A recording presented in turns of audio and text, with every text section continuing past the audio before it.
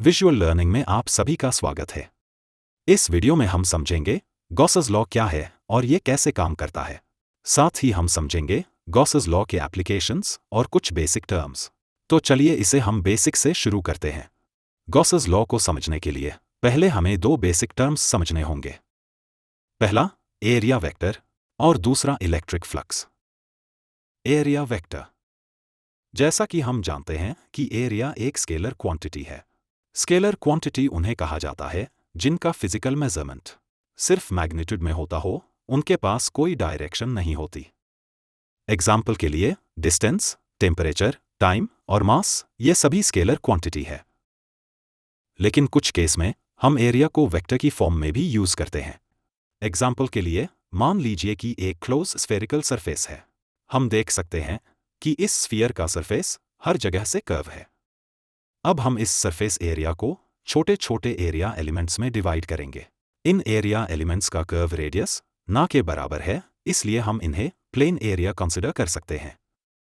अब अगर हम इस एरिया एलिमेंट का नॉर्मल ड्रॉ करें तो हम देखते हैं कि ये नॉर्मल एरिया एलिमेंट के ओरिएंटेशन को बताता है, जो कि इस एरिया एलिमेंट की डायरेक्शन है।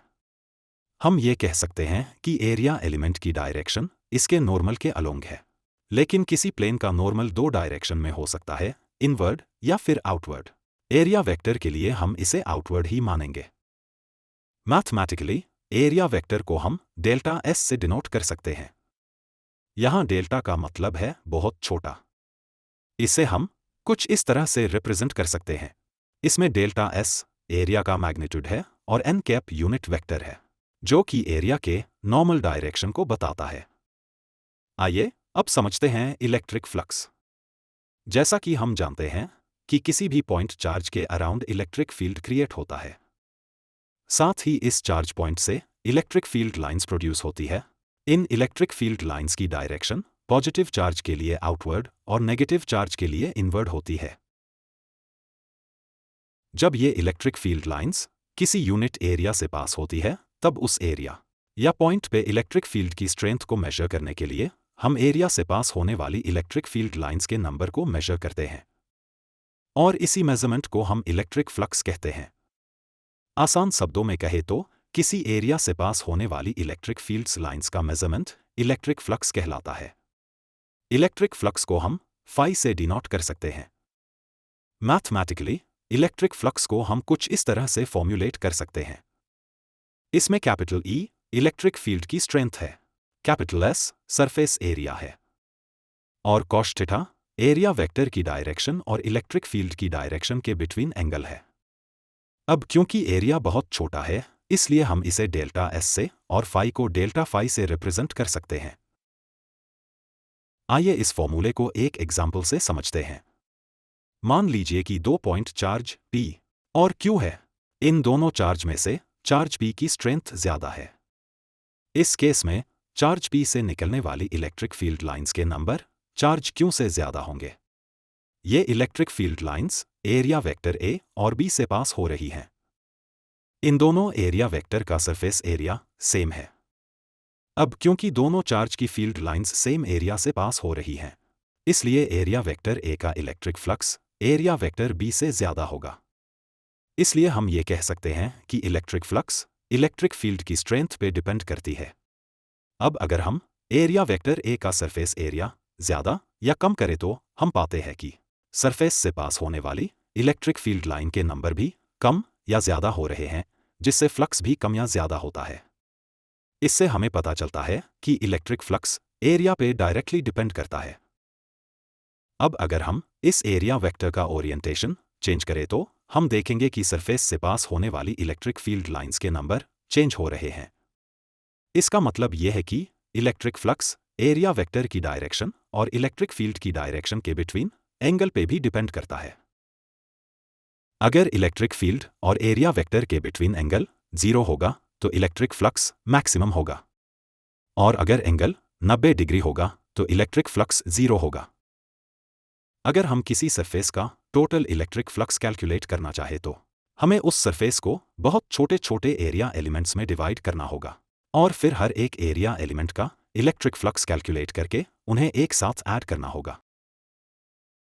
इससे हमें टोटल इलेक्ट्रिक फ्लक्स मिलेगा।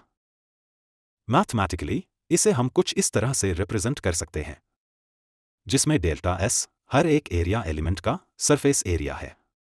अब क्योंकि डेल्टा S बहुत छोटी वैल्यू है, जिसके लिए हम इंटीग्रेशन मेथड का यूज कर सकते हैं ताकि हमें इलेक्ट्रिक फ्लक्स की एग्जैक्ट वैल्यू मिल सके। इससे हम कुछ इस तरह से रिप्रेजेंट कर सकते हैं, जिसमें इंटीग्रेशन साइन के ऊपर जो सर्कल है वो हमें यह बताता है कि इंटीग्रेशन एक क्लोज सरफेस के लिए किया गया है। आइए अब समझते हैं गॉसेस लॉ क्या है और ये कैसे काम करता है। जैसा कि हमने पिछले सेक्शन में समझा कि किसी क्लोज सरफेस का टोटल फ्लक्स कैलकुलेट करने के लिए हमें हर एक इंडिविजुअल एलिमेंट का फ्लक्स एक साथ ऐड करना होगा, जो कि बहुत ही डिफिकल्ट है।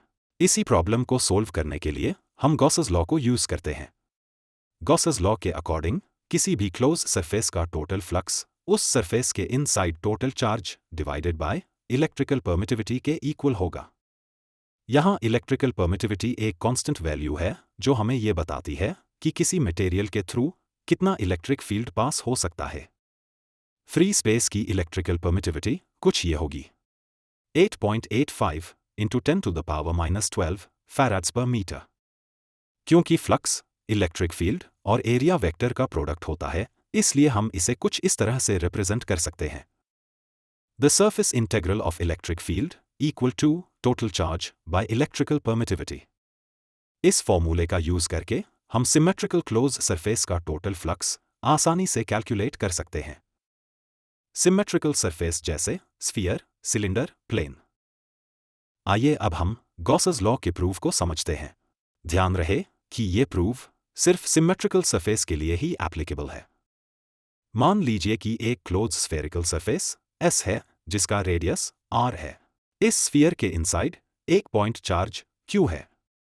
इस Q चार्ज से हर डायरेक्शन में इलेक्ट्रिक फील्ड प्रोड्यूस हो रहा है, जिसे हम कैपिटल E से डिनोट कर सकते हैं।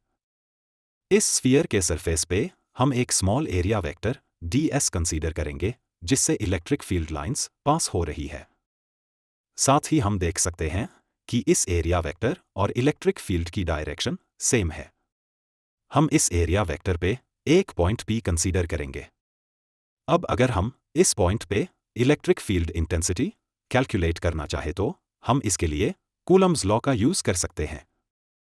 कूलम्स लॉ के अकॉर्डिंग इस पॉइंट पे जो इलेक्ट्रिक फील्ड की इंटेंसिटी होगी वो टोटल चार्ज के डायरेक्टली प्रोपोर्शनल और डिस्टेंस स्क्वायर के इन्वर्सली प्रोपोर्शनल होगी। इस इक्वेशन को सिंप्लीफाई करने पे हमें कुछ ये मिलता है, जिसमें 1/4πε0 एक कांस्टेंट वैल्यू है। अब जैसा कि हम जानते हैं कि इस एरिया वेक्टर का electric flux electric field intensity और एरिया वेक्टर के इंटीग्रल के बराबर है। अगर हम इस इक्वेशन में इस पॉइंट पे लगने वाली इलेक्ट्रिक फील्ड इंटेंसिटी की वैल्यू को पुट करें तो हमें कुछ ये इक्वेशन मिलेगी। इस इक्वेशन में जो कांस्टेंट वैल्यूज हैं उन्हें हम इंटीग्रेशन से सेपरेट कर सकते हैं। वही दूसरी ओर स्मॉल एरिया एलिमेंट ds एक वेरिएबल है जिसका इंटीग्रेशन किया जा सकता है। अब क्योंकि एरिया स्फेरिकल है, जिसका टोटल एरिया 4πr² के इक्वल होगा, इस वैल्यू को हम इक्वेशन में पुट करेंगे, जिससे हमें फाइनल इक्वेशन कुछ ये मिलेगी। अब हम इस इक्वेशन में सिमिलर वैल्यू को कैंसिल आउट कर सकते हैं। इक्वेशन सिंप्लीफाई करने पर हमें इलेक्ट्रिक फ्लक्स की वैल्यू मिलती है, जो कि गॉसेस लॉ को वेरीफाई करती है। आइए अब समझते हैं गॉस लॉ की कुछ एप्लीकेशंस को। इसमें हम समझेंगे electric field due to infinitely long straight wire, uniformly charged infinite plane sheet, uniformly charged thin spherical shell inside और आउटसाइड।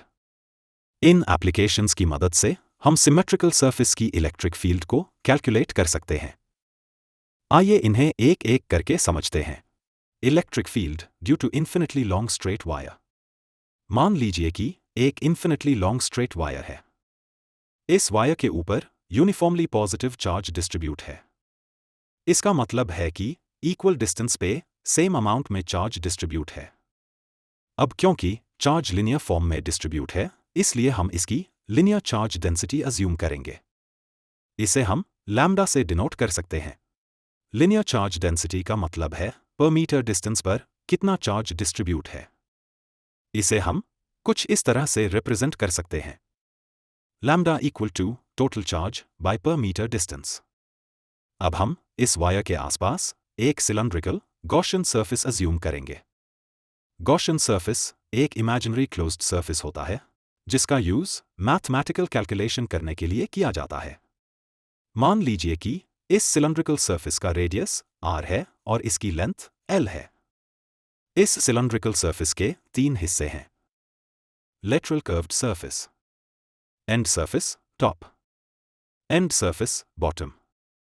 अब हम इन तीनों सरफेसेस का एक एक करके इलेक्ट्रिक फ्लक्स कैलकुलेट करेंगे।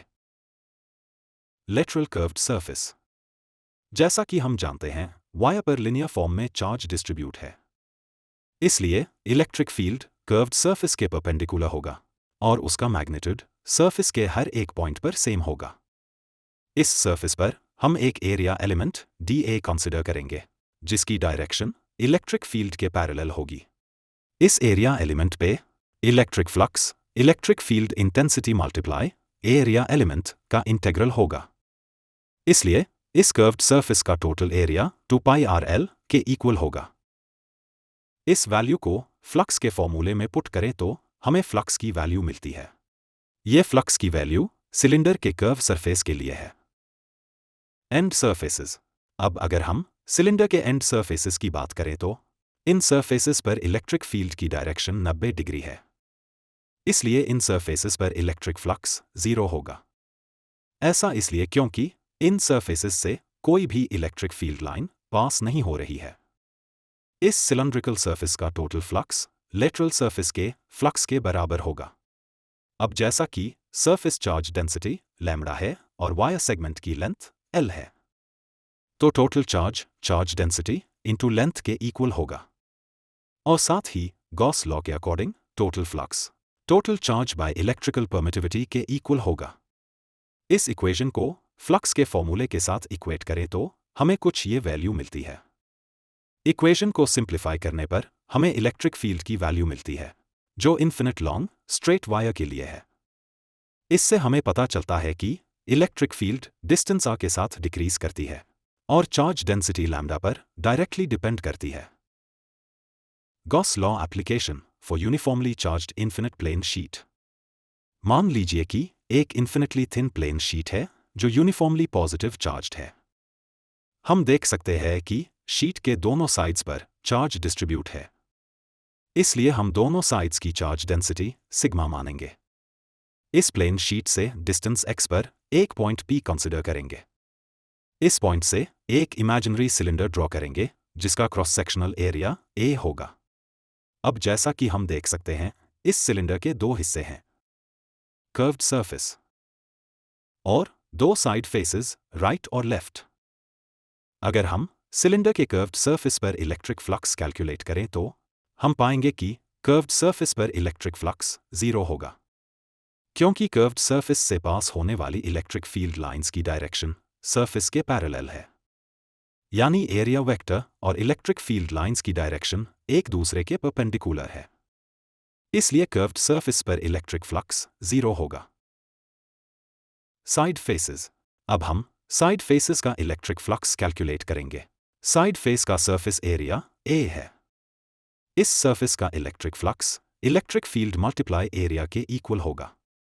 अब क्योंकि इसे हम दोनों फेसेस के लिए कैलकुलेट कर रहे हैं, इसलिए total electric flux electric field multiply 2A के इक्वल होगा। गॉस लॉ के according total flux total charge by electrical permittivity होता है। इसे टोटल इलेक्ट्रिक फ्लक्स से कंपेयर करें तो हमें कुछ ये वैल्यू मिलती है। अब जैसा कि हम जानते हैं, charge density sigma total charge by area के इक्वल होता है, तो total charge density into area के इक्वल होगा। इस वैल्यू को इक्वेशन में पुट करें तो हमें इलेक्ट्रिक फील्ड की वैल्यू मिलती है जो infinite uniformly charged plane sheet के लिए है। ध्यान रहे कि पॉजिटिव चार्ज के लिए इलेक्ट्रिक फील्ड लाइंस आउटवर्ड होंगी, नेगेटिव चार्ज के लिए इलेक्ट्रिक फील्ड लाइंस इनवर्ड होंगी। अब हम समझेंगे uniformly charged thin spherical shell inside and outside. मान लीजिए कि एक स्फेरिकल शेल है जिसका रेडियस r है और ये यूनिफॉर्मली पॉजिटिव चार्ज्ड है। इस शेल के टोटल चार्ज को Q मानेंगे जो कि सरफेस पर डिस्ट्रीब्यूट है। अब इस शेल में हम गॉसेस लॉ की मदद से इनसाइड और आउटसाइड इलेक्ट्रिक फील्ड कैलकुलेट करेंगे। इनसाइड द शेल, मान लीजिए कि शेल के अंदर एक गॉसियन सरफेस है जिसका रेडियस r है। क्योंकि ये सरफेस शेल के अंदर है और इस सरफेस पे कोई चार्ज नहीं है, इसलिए इस सरफेस का इलेक्ट्रिक फील्ड 0 होगा। आउटसाइड द शेल, अब मान लीजिए कि हम शेल के बाहर एक पॉइंट P कंसिडर करते हैं जिसका डिस्टेंस शेल के सेंटर से r है। इस केस में गॉसियन सरफेस का रेडियस a होगा, साथ ही टोटल चार्ज q होगा। इस स्फीयर के सरफेस पे हम एक small area vector dA consider करेंगे जिससे इलेक्ट्रिक फील्ड लाइंस पास हो रही है। अब जैसा कि हम जानते हैं कि इस एरिया वेक्टर का electric flux, electric field intensity और एरिया वेक्टर के इंटेग्रल के बराबर है। गॉसियन सरफेस के सिमेट्री के कारण इलेक्ट्रिक फील्ड ई हर जगह सेम होगी, इसलिए इस इक्वेशन में इलेक्ट्रिक फील्ड कांस्टेंट होगा। अब हम एरिया एलिमेंट dA का इंटीग्रेशन करेंगे जिससे हमें सरफेस का टोटल एरिया मिलेगा। इस वैल्यू को हम इक्वेशन में पुट करें तो हमें कुछ ये इक्वेशन मिलेगी। इक्वेशन सिंप्लीफाई करने पर हमें इलेक्ट्रिक फील्ड की वैल्यू मिलती है जो कि शेल के आउटसाइड इलेक्ट्रिक फील्ड है। इस वीडियो में अभी के लिए बस इतना ही। अगर आपको हमारा ये वीडियो अच्छा लगा तो हमारे इस चैनल को सब्सक्राइब करें, इस वीडियो को लाइक और शेयर करें। आप अपना फीडबैक हमें कमेंट सेक्शन में दे सकते हैं ताकि हम अपनी इन वीडियोस को और बेहतर बना सकें। इन वीडियोस को बनाने के लिए हमें कई दिनों का हार्डवर्क, पैसा और टाइम लगता है। इसके लिए हमें आपके सपोर्ट की ज़रूरत है। हमें सपोर्ट करने के लिए आप हमारे मेंबरशिप प्लान को ज्वाइन कर सकते हैं। इसके अलावा आप हमारे इन वीडियोस को शेयर करके भी हमें सपोर्ट कर सकते हैं। तो चलिए मिलते हैं नेक्स्ट वीडियो में, तब तक के लिए गुड बाय।